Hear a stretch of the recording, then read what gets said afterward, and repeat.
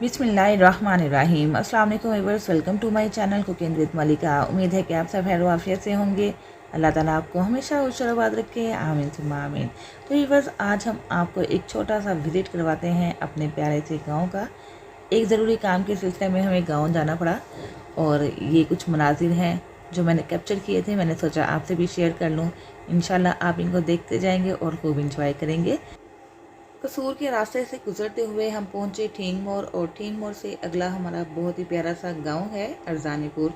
ये देखिए कितनी प्यारी प्यारी हरी भरी सी फसलें हैं। क्योंकि यहाँ पे पानी की बहुत ज़्यादा बहुतात है, पानी बहुत ज़्यादा मिकदार में यहाँ पाया जाता है, जिसकी वजह से फसलें भी यहाँ पे खूब उगती हैं।